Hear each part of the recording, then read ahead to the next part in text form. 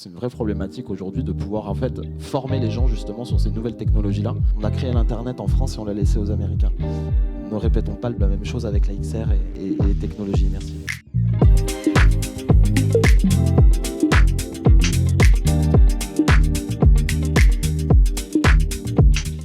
Bonjour à tous, merci d'être venus si nombreux cet après-midi pour cette table ronde sur l'économie de la XR.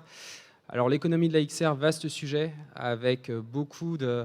On parle de financement, on parle de croissance exponentielle, linéaire, on parle de marché à plusieurs dizaines de milliards d'euros d'ici quelques années. Et donc pour discuter avec moi aujourd'hui, plusieurs intervenants que je vais vous laisser vous présenter. Donc je ne sais pas qui veut commencer, Benjamin ? Oui. Bonjour. Bonjour à tous. Donc Benjamin, je suis le cofondateur de la société InnoVR. Pour faire simple, on est spécialiste dans le déploiement de solutions hardware XR pour les entreprises. Bastien, vas-y. Donc Bastien Bouchu, donc moi je dirige des cabinets de conseil spécialisés dans tout ce qui est opération de levée de fonds pour des startups et à côté de ça je suis directeur financier de Vroom. Vroom qui est une plateforme métaverse, donc on utilise la réalité virtuelle, plateforme métaverse pour le monde du spectacle vivant. Hervé Routin, donc moi je suis le responsable de l'équipe réalité augmentée, réalité virtuelle d'Airbus dans les équipes digitales et en charge du développement et du déploiement de toutes ces solutions à l'échelle du groupe.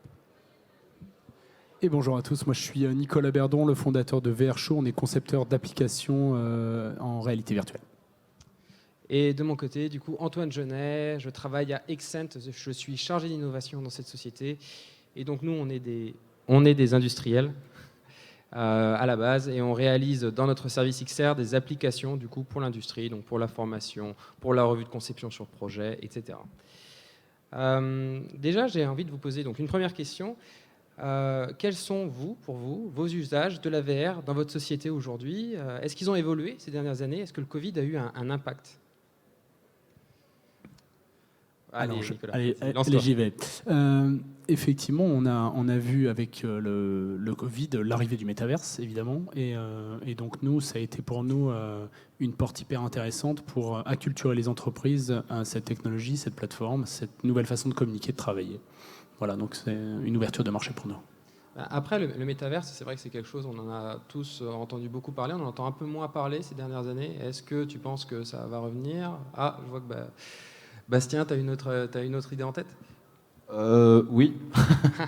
oui. Le métaverse, on en entend. Enfin, il y a eu un effet un peu buzz porté par les médias, qui a été aussi un peu squeezé par des buzzwords au fil des derniers mois. On a eu le party Web3, on a eu aussi maintenant l'intelligence artificielle aussi. Et puis là, le métaverse commence à revenir justement avec les usages liés à l'IA, où en fait, il y a des ponts qui se font justement sur ces technologies-là. C'est un marché d'avenir à mon sens. Maintenant, ça doit se structurer. Donc c'est aussi l'objet de cette table ronde, de pouvoir parler comment on arrive à structurer un marché qui aujourd'hui est encore, on va dire, un petit peu early. Ouais, alors est-ce qu'on peut dire que le marché est assez balbutiement, ou on commence quand même à avoir des choses ? Je vais peut-être prendre la première question déjà, les usages que l'on a de réalité virtuelle, on en a parlé, réalité augmentée également nous chez Airbus. Et nous, depuis plus de 20 ans, on fait de la réalité virtuelle dans les phases notamment de conception. Ce sont des usages qui ont énormément évolué, effectivement, puisqu'on est parti de prototypes, de labos qui l'utilisaient à des phases beaucoup plus industrielles de conception, mais aussi aujourd'hui, dans notre cas, sur des usages très concrets au niveau des chaînes d'assemblage.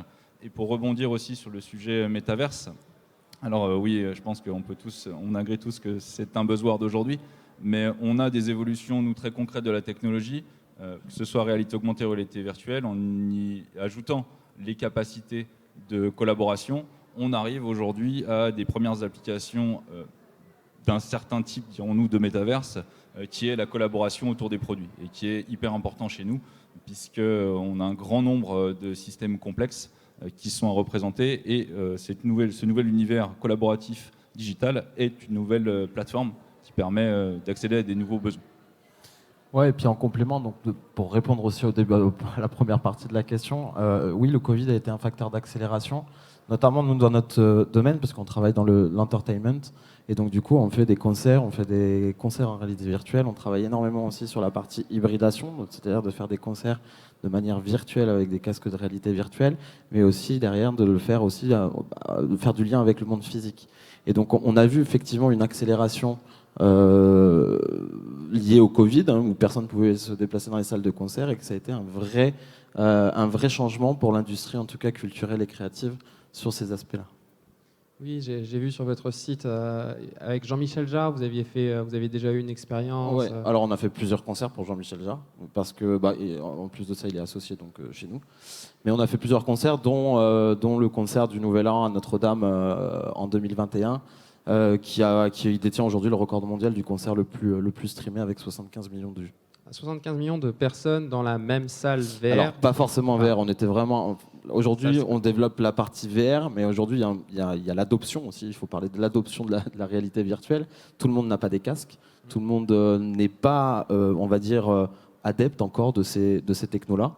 Et donc en fait aujourd'hui nous on travaille à la fois sur la partie VR, mais l'idée aussi, c'est de travailler sur l'adoption et de faciliter l'accessibilité justement à ces mondes virtuels en étant compatible sur les smartphones, en étant compatible sur les PC, en étant compatible aussi, on a créé tout un système de caméras intégrées dans les mondes virtuels qu'on crée, permettant de pouvoir tout streamer, donc sur les plateformes Facebook Live, Instagram Live, etc. Et ce qui nous permet justement de travailler sur l'adoption de ces mondes virtuels. Benjamin, je ne sais pas si tu veux rebondir là-dessus, toi qui es justement sur le côté un peu matériel de la VR. Comment se sont passées les dernières années ? C'est vrai qu'au début, la technologie, on ne va pas refaire toute l'histoire, mais c'est vrai qu'un gros déclencheur, parce que comme l'a dit Hervé, en soi, la réalité virtuelle, c'est très vieux. Avant, on parlait plus de System Cave. Vraiment, un gros game changer, quand même, il faut le dire, ça a été l'Oculus, le DK1. Je ne sais pas si les gens ont pu un petit peu le tester. Donc au début, on était très PC VR, et si vous voulez, ces 5 dernières années, c'est allé quand même très vite. Nous, en tant que distributeur de matériel, aujourd'hui, on s'est passé un temps, on se retrouvait avec peut-être une vingtaine de références différentes. Pour une nouvelle technologie, c'était quand même un petit peu compliqué à gérer et à comprendre pour les clients, parce que c'était pas, au début, les contenus n'étaient pas tout cross-platform, les choses comme ça. Et c'est vrai que du coup, Meta, même si, je ne porterai pas de jugement, mais voilà, ils ont vraiment, je dirais, aidé quand même la démocratisation avec un tarif quand même qui est largement abordable, très compétitif, et un produit qui est pas vraiment déconnant. Donc nous, c'est vrai que sur la partie matérielle, aujourd'hui, ce qu'on essaye de faire, avant tout, c'est de rassurer les clients et essayer de trouver une certaine stabilité avant de vouloir passer à des features ou de rentrer commencer à réfléchir à du métaverse, des choses comme ça. Plutôt dans le sens où il faut adopter la techno, parce que je pense qu'aujourd'hui, pour pas mal de personnes, c'est une manière différente de consommer du contenu, et si on ne le fait pas par étapes, je pense que de temps en temps ça peut un petit peu freiner de plus gros projets. Et donc c'est vrai que nous, en tout cas, ce qu'on voit, c'est que les produits sont de plus en plus optimisés. Aujourd'hui, on arrive à faire quand même des très beaux contenus sur quand même des devices qui valent 350 €. Et il y a 5 ou 6 ans de ça, 5 ou 6 ans, c'est très court. Il y a 5 ou 6 ans de ça, c'était inimaginable, quoi. Ouais, c'est vrai qu'aujourd'hui, Meta a bien rebattu les cartes. D'ailleurs, je pense qu'une grosse majorité du marché aujourd'hui est vraiment dominée par les casques Meta, avec des concurrents qui commencent à sortir plus ou moins. Par exemple, ici, je sais que vous pouvez aller voir les stands de Pico et de Lynx. Lynx, c'est un casque français, donc il faut quand même parler un peu d'eux. Qui est en plein développement en ce moment. On parle de croissance. Est-ce que vous, la croissance de la VR, c'est quelque chose que vous ressentez dans vos métiers ? Et est-ce que vous appliquez des stratégies dans la boîte pour rester innovant par rapport à cette croissance ? Alors, sur le sujet de la croissance à propos du marché de la réalité virtuelle, donc Nous, ce qu'on a constaté, c'est que maintenant, la demande sur un projet spécifique en réalité virtuelle n'est plus simplement un produit exotique sorti de son contexte, sorti je dirais, du contexte stratégique ou de la vision d'entreprise ou vision de marque qu'a l'entreprise. Maintenant, on commence à être nous-mêmes interrogés sur des appels d'offres globaux qui intègrent, dans lequel effectivement la réalité virtuelle est tissée au même rang qu'un média, je dirais, plutôt massif, type site web, site marchand, application mobile, borne, enfin tous les autres médias. On commence à être interrogé de plus en plus sur des appels d'offres globaux de ce style-là. Et c'est en ce sens-là que les budgets, effectivement, se développent, augmentent, parce que la réalité virtuelle commence à prendre son essor, à être intéressante. Alors évidemment, pour rejoindre ce que vous disiez, l'appréhension, l'accès à la réalité virtuelle dans les conditions que l'on fabrique, c'est-à-dire avec le casque, sont toujours compliquées. Parce que s'équiper d'un casque, c'est un prix, et c'est aussi des conditions, il faut savoir l'utiliser. Enfin, voilà, vous connaissez un petit peu les petits soucis qu'il peut y avoir encore avec la réalité virtuelle, contrairement à un usage smartphone ou web, comme le prévaut votre solution chez Vroom. Et donc, effectivement, il faut pouvoir, grâce à l'équipement, pouvoir accompagner nos utilisateurs, nos clients, avec des casques autonomes, très, très confortables et suffisamment adaptés et accompagnés. Et donc, c'est dans ce sens-là où, effectivement, les demandes en VR commencent à être hissées à ce même rang. Je vais peut-être compléter. Effectivement, je pense que là, on a un bel exemple. On voit que le marché évolue. On parlait beaucoup de VR. Et on parle beaucoup maintenant de contenus qui vont être disponibles sur différentes plateformes. Et c'est le tout nouvel enjeu, je dirais, vraiment d'avoir une multimodalité, de nous assurer que les contenus et les expériences vont être continues du web, du mobile, de la réalité augmentée à la réalité virtuelle, en ayant maintenant toutes les capacités techniques pour permettre d'appréhender l'ensemble des complexités des différentes demandes, mais aussi des spécificités qu'amène chacune des expériences. Donc on est à un marché qui, je trouve, arrive à une certaine maturité. Alors, on a encore des marges d'évolution, mais on a avec cette capacité d'être multiplateforme, de déployer différents types de contenus et d'adapter les expériences à des contextes très spécifiques. On parlait à l'instant de concerts. Nous, on le retrouve dans des phases de design, dans les phases de conception, dans les phases de marketing. Donc on a une vraie croissance du marché tirée par maintenant aussi le fait que les personnes commencent à connaître ces écosystèmes et leur potentiel, et aussi sur le fait que les expériences sont connectées entre les différents devices que l'on peut utiliser. Et pour compléter du coup ce qui vient d'être dit aussi, il ne faut pas oublier que du coup tout ce qui est technologie immersive sont des enjeux du gouvernement, notamment avec France 2030, qui font partie en fait des axes prioritaires aujourd'hui pour développer de manière souveraine comme on le peut, justement toutes ces technologies immersives. Bon, ça va pas être simple d'être tout à fait souverain, mais on va peut-être aborder la notion du financement derrière. Mais effectivement, c'est un vrai enjeu, on va dire, du gouvernement. Il y a un vrai appui qui est fait au niveau de France 2030 sur ces sujets-là, en tout cas. Bon, chacun a donné. Non, nous, c'est vrai qu'au niveau hardware, du coup, c'est très mathématique. Donc, c'est peut-être un peu plus concret que du dev ou des choses comme ça. Et nous, oui, aujourd'hui, la croissance, on la voit clairement, parce que jusqu'à aujourd'hui, on travaillait beaucoup sur des formats POC, donc à des stades, on va dire des stades entre guillemets R&D d'utiliser la VR. Ce qu'on remarque, c'est que les ROI sont là, les bienfaits, enfin, en tout cas, les avantages d'utiliser la VR sont là, si c'est bien fait. Parce que aussi il y a une certaine ingénierie pédagogique à avoir autour de ça. Mais clairement, aujourd'hui, nous, en tout cas, on le voit, le stade de POC est en train de passer au stade déploiement. Et je pense que certains acteurs, par exemple nous, mettent en place des outils, donc sans rentrer trop dans le détail, mais aujourd'hui, au-delà du device, on est en train de penser aussi il y a le contenu, il y a le device, et puis après, il y a aussi même les logiciels de gestion de flotte. Et quand on commence à nous parler de logiciels de gestion de flotte, on voit quand même une certaine évolution dans le marché. Donc, nous, clairement, oui, en termes de units, je dirais, on a dû tripler en 2 ans nos distributions de casques. En 2-3 ans, on a dû tripler, même quadrupler, je pense. Ah oui, quand même.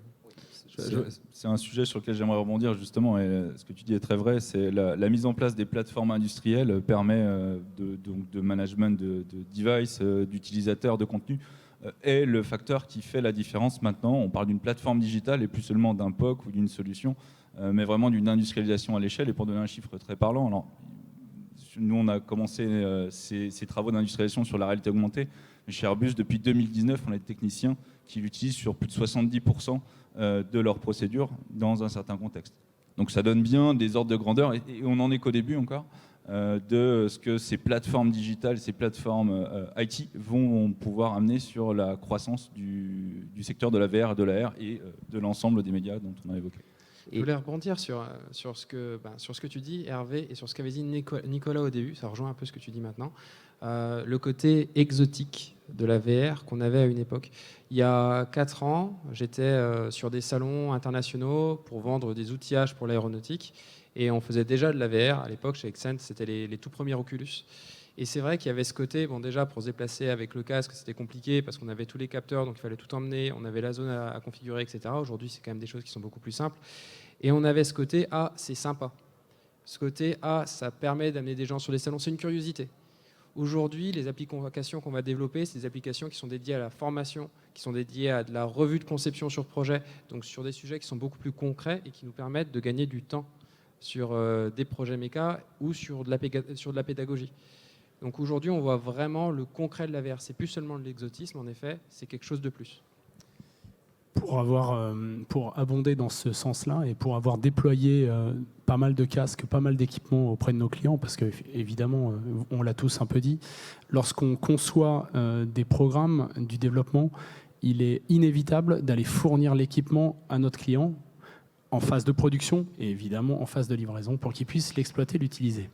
Mais là, et finalement, là où ça ne va pas encore, et c'est là où on est, enfin, c'est pas qu'on est en POC, mais c'est que tout simplement, il y a un point qui est extrêmement saillant dans tout ce qu'on dit, c'est qu'à l'heure actuelle, le casque de réalité virtuelle n'a absolument pas la même place que le smartphone chez tous les utilisateurs. C'est-à-dire que le casque en entreprise appartient à personne.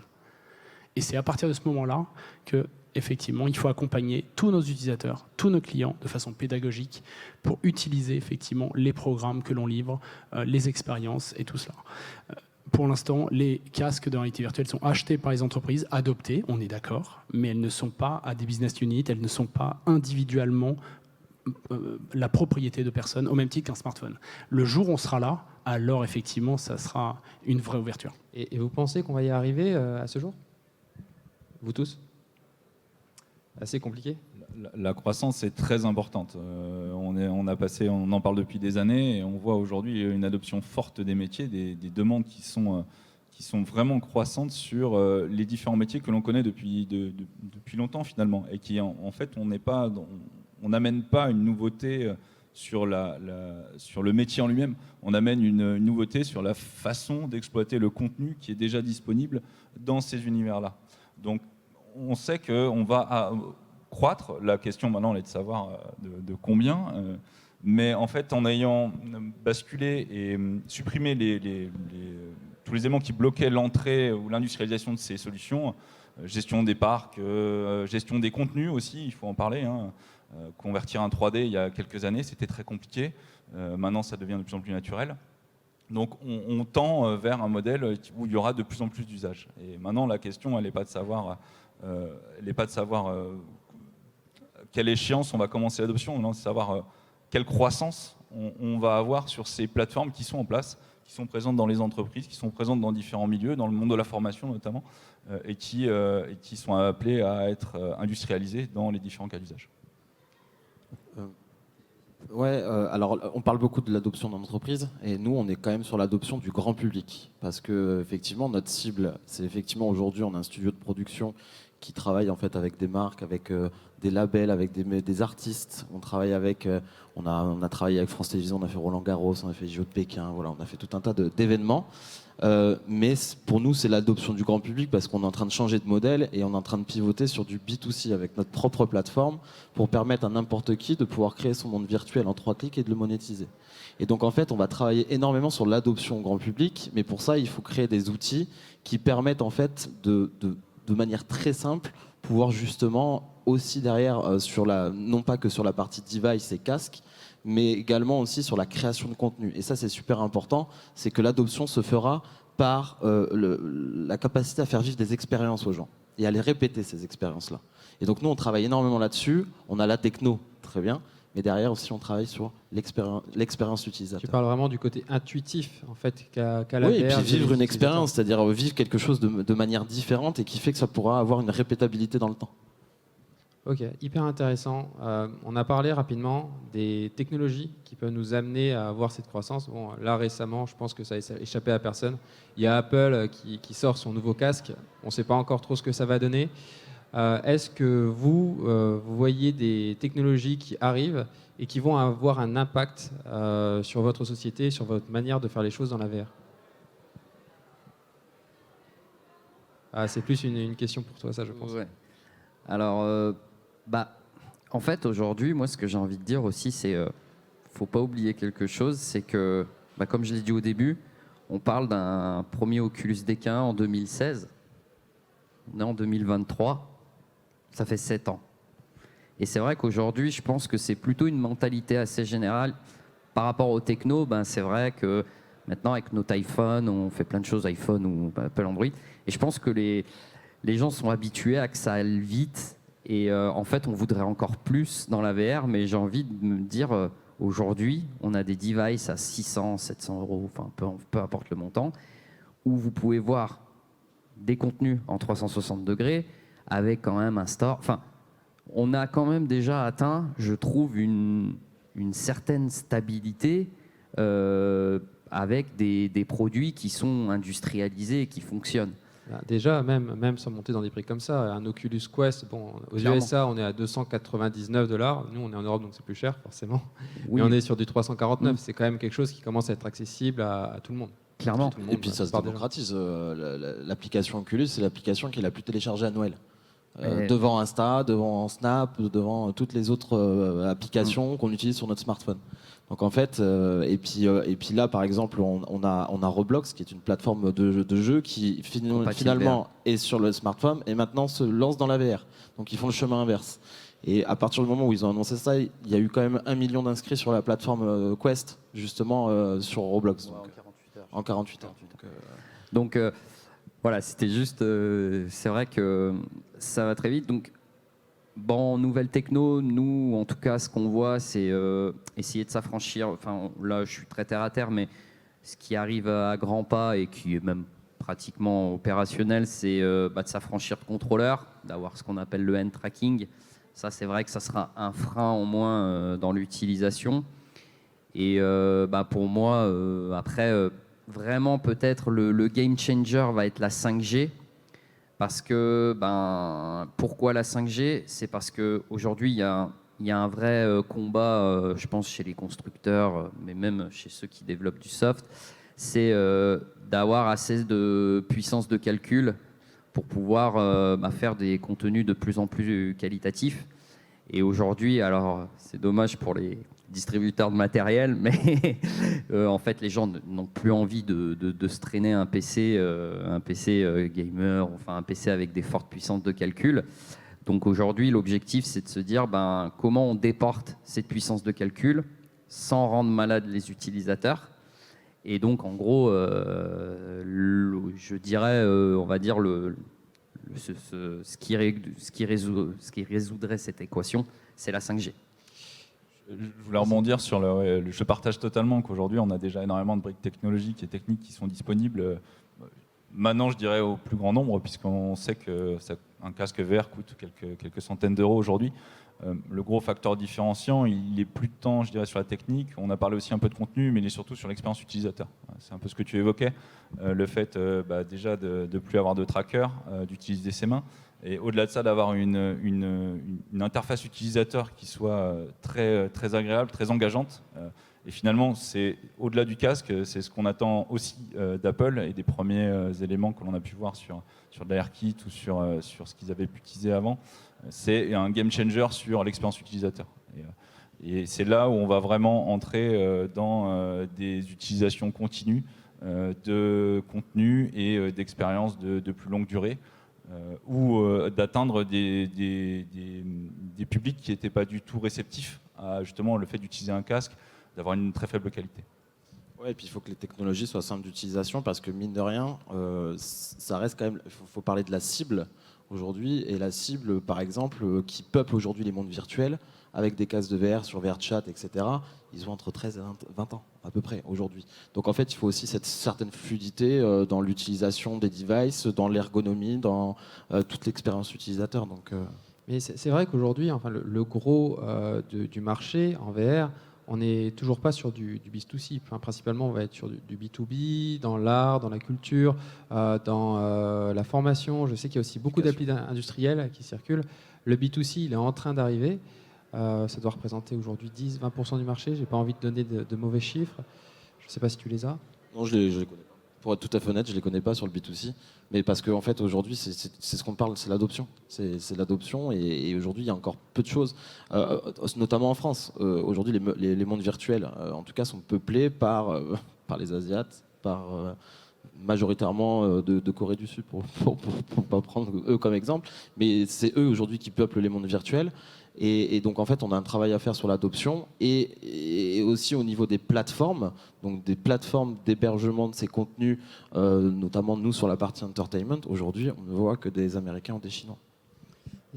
Après, je pense qu'il ne faut pas non plus oublier un truc, c'est que tous les casques dont on a parlé, ce ne sont finalement que des engins de visionnage et pas des engins de créateurs.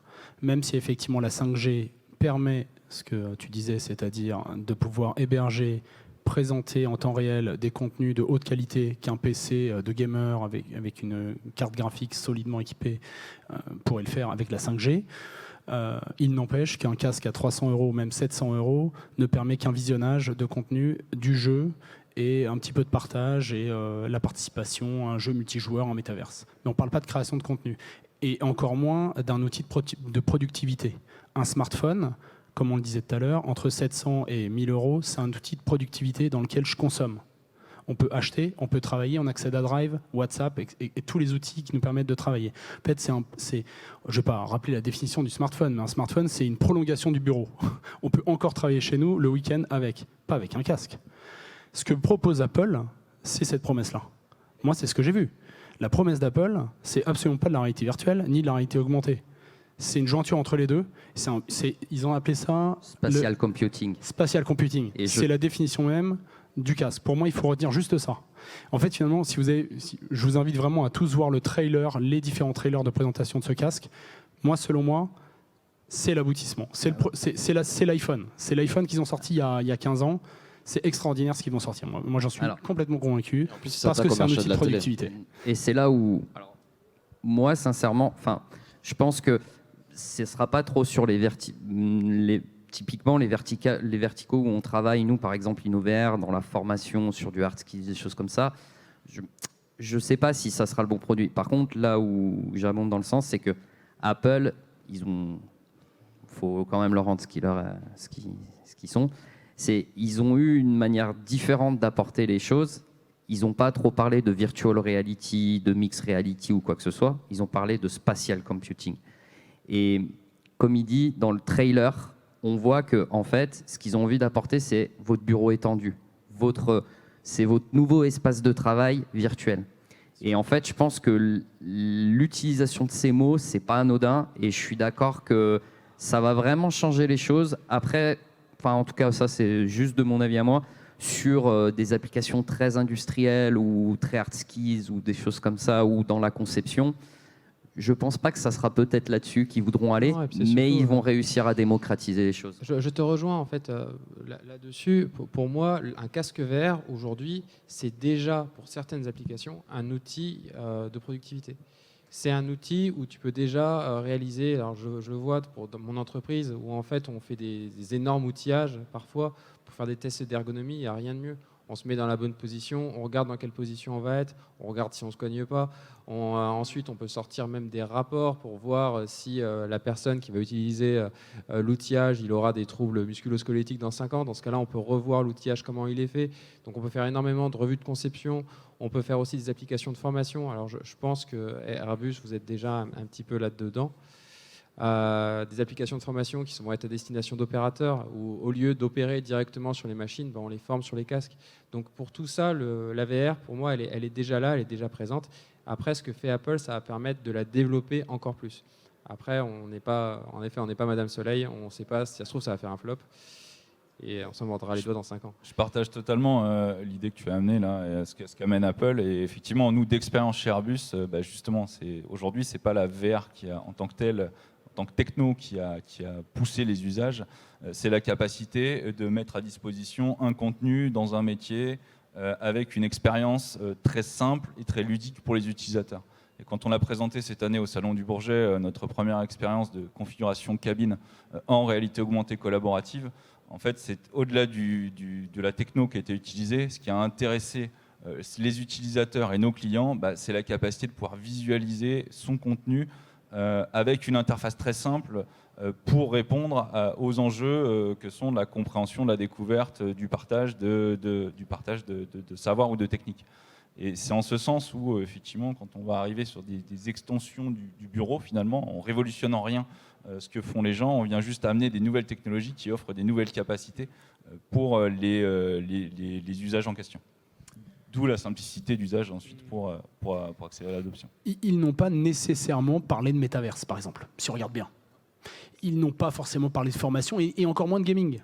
Ils ont parlé des outils de communication qu'on utilise dans les smartphones. En gros, l'Apple Vision Pro, moi quand j'ai vu le truc, je me dis ok, que va devenir WhatsApp avec ça? Que va devenir Slack? Que va devenir Zoom et Teams? Et même Gmail. Enfin voilà, ainsi de suite.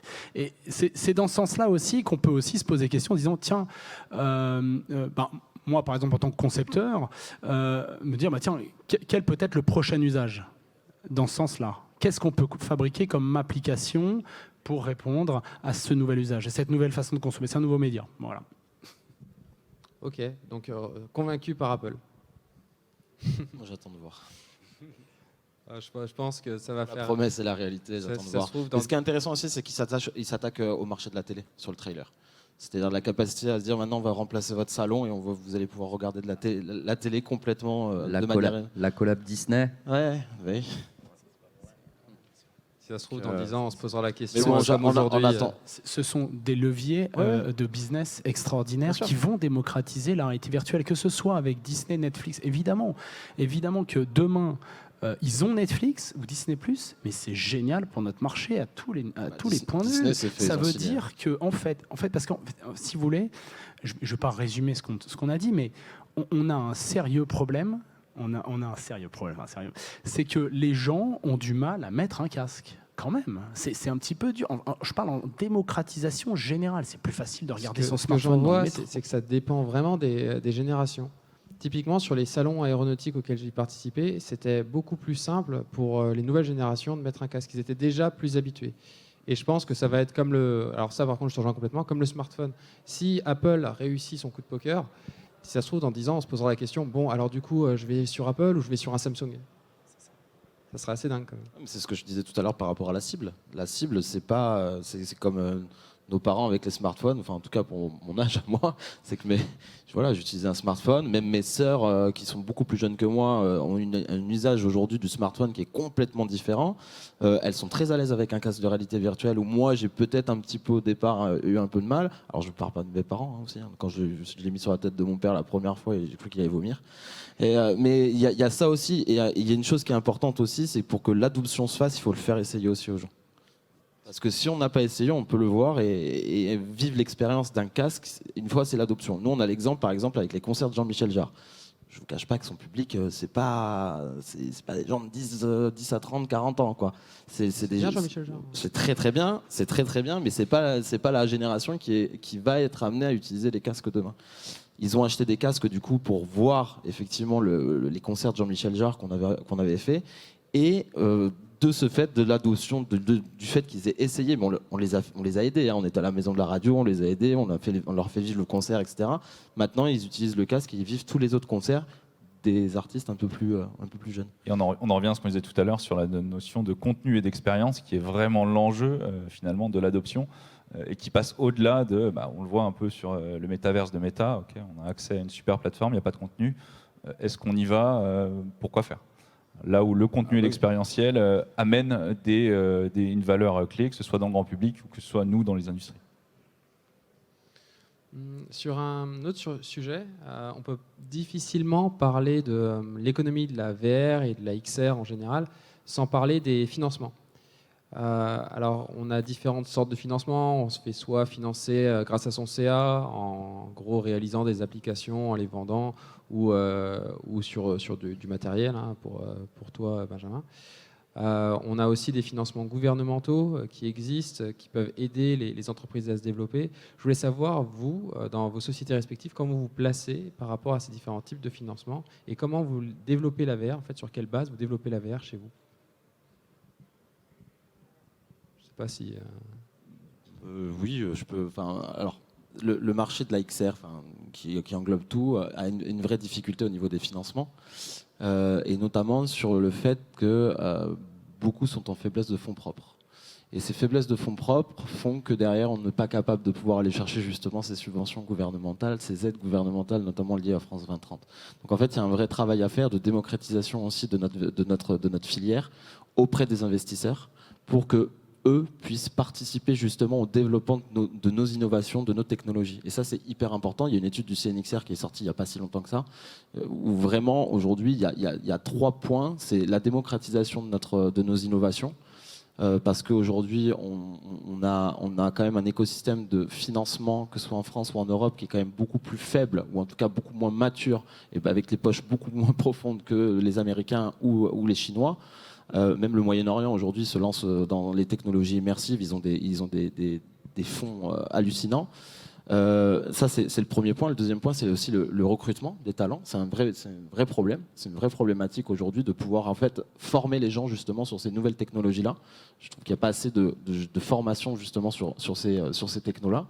Et puis effectivement, le troisième point, c'est la capacité en fait à ces startups ou ces entreprises à aller lever de l'argent et à avoir des croissances qui sont fortes, justement. Et donc, sur le financement, il y a quand même des choses qui sont faites au niveau du gouvernement, mais il faut avoir conscience aussi que les investisseurs privés doivent investir vraiment notre filière. Et ça, ça passe par notre travail d'évangélisation et de montrer qu'on est capable aussi d'arriver avec des technos qui ont des capacités de scalabilité importantes. Et ce que tu dis, c'est... Alors c'est vrai, mais dans l'autre sens, c'est aussi assez compliqué. Tu vois, typiquement pour nous, on est une ETI industrielle à la base. On a un petit service qui fait de la XR. On est 5 personnes dans le service à faire de la XR et tous les autres, ils travaillent sur des outillages ou du produit pour des clients. Donc sur une entreprise de 700 personnes. Donc pour nous, c'est assez compliqué d'aller chercher des financements parce que justement, tous les financements qu'on voit passer, c'est plutôt à destination de start-up, de PME, de TPE, mais très rarement d'ETI. Ou alors, pour les ETI, ça va être des financements à très faible hauteur. En fait, on va être autour de 20-25%. Il faut faire une spin-off, il faut sortir de l'ETI. Je vais aller voir le CEO, je vais lui proposer. Non. Non, mais je suis assez d'accord. Par exemple, nous sur Vroom, on a eu un gros soutien effectivement des partenaires financiers. Sur les 2 dernières années, on a levé quasiment 6 millions d'euros, qui nous a permis effectivement d'aller assez vite, mais c'est pas assez. C'est pas assez aujourd'hui par rapport en fait à des gros du secteur qui investissent énormément d'argent. On a vraiment besoin d'aller beaucoup plus vite en termes de financement pour rester compétitif. Je prends une phrase que Jean-Michel Jarre nous sort tout le temps à chaque fois quand il fait des keynotes. On a laissé partir, on a créé l'Internet en France et on l'a laissé aux Américains. Ne répétons pas la même chose avec la XR et les technologies immersives. J'allais rebondir dessus, justement, je pense que c'est un très bon exemple, c'est qu'en France, on a un vrai vivier de talent, que ce soit des entreprises de toute taille, des développeurs. Jeux vidéo, on en parle beaucoup en France et on a ces capacités. Nous, chez Airbus, on a recruté beaucoup de développeurs de jeux vidéo pour intégrer nos équipes et travailler avec nous. On a des pépites en France de toute taille, hein, vraiment, que ce soit des studios, que ce soit ne serait-ce que le panel qui est là aujourd'hui. Je pense qu'on montre qu'on a quand même un grand écosystème. Au-delà de ça, je pense qu'il y a quand même une prise de conscience. On le voit aujourd'hui au niveau de l'Europe et au niveau de la France, de se dire justement le numérique, les différentes vagues du numérique sont arrivées et on en a loupé beaucoup. Et celles-ci, en tout cas nous on le sent en tant qu'industriel, on a été sollicité sur différents sujets au niveau européen comme au niveau français, et on voit qu'il y a une vraie prise de conscience et une vraie volonté d'accompagner plus, entre guillemets, je dirais plus seulement de la recherche ou des grands groupes, mais vraiment de venir trouver et accompagner l'ensemble des entreprises qui interviennent sur ce secteur. Pour justement favoriser ce facteur de compétitivité à toutes les échelles. Hein. C'est de l'emploi, mais pour nous, c'est de la compétitivity. C'est de l'entertainment. Il y a des majors dans le monde qui travaillent dessus, mais on a aussi tout cet écosystème français qui peut y répondre. Donc, à voir ces prochains mois, ces prochaines années, comment ceci va se constituer. Mais on a une vraie chance, des vrais talents. Reste effectivement comment catalyser tout ça. Au-delà de financer largement, mais comment catalyser cet écosystème pour que tout le monde travaille ensemble et que voilà, on arrive à un certain niveau. Oui, et puis cette capacité à les garder. Quand Meta arrive en France et propose des salaires à 5 chiffres à des développeurs, comment des startups, même innovantes, peuvent être capables de rivaliser et garder ces talents-là. Donc il y a un vrai sujet aussi au niveau du financement, d'avoir les capacités justement de pouvoir garder ces talents, de pouvoir monter en fait en compétences, de créer aussi je pense qu'il est aussi important de parler de la formation et de créer vraiment des filières de formation sur ces technologies immersives de façon à rester le plus compétitif possible. Mais du coup, en fait, moi c'est vrai que quand on discute de tout ça, c'est là où on se rend compte que le nombre de métiers qu'il y a en fait à gérer. Aujourd'hui, nous, c'est vrai qu'on est plutôt sur la partie hardware, mais je sais très bien qu'il y a beaucoup de studios que leurs clients leur disent faut aussi que tu gères ma partie hardware, faut que tu me fasses mon dev, faut que tu fasses tout ça. Et en fait, on se rend compte que toute cette partie financement, c'est un métier à part entière. Et nous, par exemple, au niveau d'InnoVR, on a eu une chance, c'est qu'on a recruté une personne qui était dans le financement, dans les recherches de CI, CIR, toutes ces choses-là. Un consultant, cabinet, financement, quelque chose un comme ancien ça. consultant, et du coup, il était passionné par la techno, il est venu bosser chez nous, et il nous a appris une nouvelle manière d'approcher les sujets, une nouvelle manière d'approcher les financements des projets pour nos clients, et on se rend compte qu'en fait, c'est simplement que, entre guillemets, nous, à l'origine, on est plus des geeks, un peu friands de la techno, qui aimons bidouiller les trucs, qui aimons dépatouiller nos clients. Et en fait, aller demander du financement, c'est pas le même métier. Et en fait, simplement, vu qu'on est toujours dans une phase d'amélioration des process, amélioration, de la techno dans son ensemble, on commence à avoir des choses intéressantes. Nous, on est plutôt de la région Auvergne-Rhône-Alpes, et aujourd'hui, on sait qu'on arrive à faire accompagner des PME, ETI dans des transformations, entre guillemets, transformations digitales, et qui englobent des projets VR, quoi. C'est assez intéressant ce point. Alors je ne sais pas s'il y a des gens qui ont des startups dans la salle ou qui s'interrogent sur le fait de monter une entreprise dans la réalité virtuelle, mais il y a aussi cette solution-là pour aller chercher des financements. Il y a des cabinets qui existent, dont c'est le métier, qui ont l'habitude de remplir ce genre de dossier. Donc vous pouvez aller les voir et aller les consulter pour répondre à tel ou tel appel à projet. Ils peuvent même vous conseiller sur les appels à projets sur lesquels vous pouvez répondre. Donc c'est aussi en effet une solution. Ouais, je vais rajouter parce qu'en fait, moi, c'est ce que je fais en parallèle de Vroom. Non, mais alors les financements, oui, mais dans le bon ordre. Alors la notion de fonds propres est hyper importante parce sans fonds propres, on peut pas. On en a parlé hier sur la table ronde du financement. Mais la notion de fonds propres, elle est essentielle. Donc quand on crée une entreprise, il faut quand même avoir cette notion de fonds propres là. Et puis après, les financements, ils s'imbriquent dans un certain ordre pour maximiser ce qu'on appelle l'effet de levier. Donc vous allez d'abord travailler sur vos fonds propres, ensuite vous allez avoir la BPI pour financer généralement du 1 pour 1, puis après vous allez monter des appels à projets, notamment des AMI ou des AAP via la Caisse des dépôts, l'ADEME, France 2030, etc. Et puis la dernière personne à aller voir, entre guillemets, en tout cas quand vous ouvrez pas votre capital, c'est les banquiers. Parce que c'est eux, une fois que tout le monde a quelque part a dit oui, vous le faites un peu au même moment, mais c'est quand même eux derrière sur les effets de levier après qui peuvent venir compléter sur les tours de table. Nous, c'est exactement ce qu'on a fait chez vous. Aujourd'hui, on n'a pas ouvert le capital. On a fait tout en non dilutif à base de subventions, etc. Juste parce qu'on a travaillé beaucoup sur le renforcement de nos fonds propres et du fait que l'activité a doublé chaque année et qu'on est rentable chaque année. Donc, on a consolidé nos fonds propres comme ça.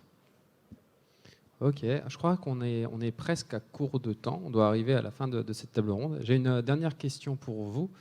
On l'a un petit peu évoqué tout à l'heure avec Apple notamment, mais qu'est-ce que vous pensez quels seront les usages de la VR dans le futur pour vous?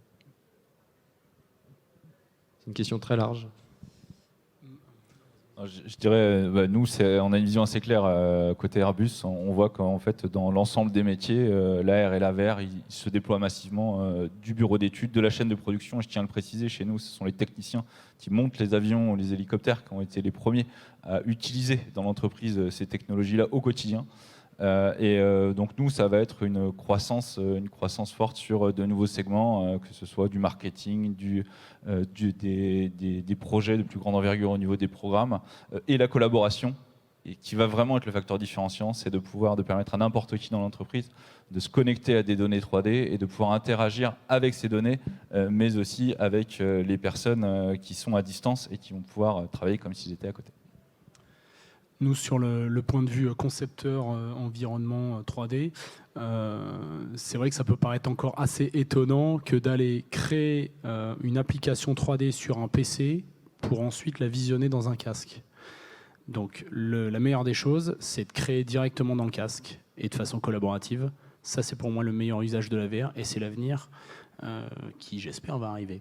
Donc je voulais juste imaginer la conception je sais pas, d'un environnement plus ou moins futuriste, des objets 3D, d'ingénierie industrielle, etc. avec votre client, avec les différents techniciens, ingénieurs qui sont partie prenante. Et puis on invite effectivement les clients à visionner l'environnement, l'objet, son mécanisme, son rigging, son animation, ses effets spéciaux, etc. Le tout en live et en temps réel. Donc ça serait génial. Ce qui sera sûrement accéléré aussi par le Generative AI et toutes les technologies d'intelligence artificielle. Et alors pour Vroom, il y a deux aspects. Le premier aspect, effectivement, c'est que la plateforme qu'on lance avec notre propre SDK, elle est no-code. Donc c'est-à-dire qu'on a créé une bibliothèque d'objets virtuels où les gens vont pouvoir utiliser aussi de la Generative AI pour créer leur monde 3D en quelques clics. Donc ça, c'est le premier levier, d'être capable de pouvoir derrière créer aussi une nouvelle économie, c'est-à-dire de permettre en fait aux streamers, aux créateurs de contenu de pouvoir justement monétiser leurs fans d'une manière complètement différente. On aime bien prendre l'analogie de se dire que demain on sera le Twitch ou le YouTube du métaverse. Donc à l'instar où on va créer sa vidéo et qu'on va monétiser sa vidéo sur YouTube, on fera la même chose dans un environnement 3D. Ça, c'est le premier point. Et nous, le deuxième point, dans notre verticale, le truc qui est le plus important, c'est l'hybridation avec la réalité mixte et la réalité augmentée. C'est-à-dire d'être capable de créer par exemple un dôme tout blanc, tout noir, enfin voilà, d'une couleur que vous le souhaitez, et en fait derrière de pouvoir être dans un concert en réalité augmentée, mais de voir les personnes de manière physique. Et ça, pour nous, c'est les usages vers quoi on va tendre.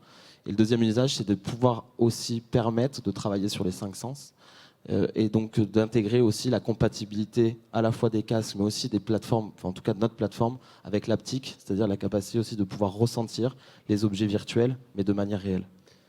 Ouais, ça, je sais que c'est. Alors, il y a plusieurs entreprises qui travaillent dessus. Notamment, on parle de vestes haptiques, on parle de gants haptiques. Il y a des problématiques d'interopérabilité en fait aujourd'hui. Ça fonctionne pas très bien. On peut pas. C'est pas très. Ça fonctionne un peu, mais c'est pas très bien. Et en plus, ce que je veux dire par là, c'est que moi j'en ai essayé. C'est quand même lourd. Je veux dire, faut s'équiper. La solution Haptics américaine. J'ai essayé le gilet avec où on mixe DJ, on ressent toutes les basses dans le corps, etc. Donc c'est super cool, mais à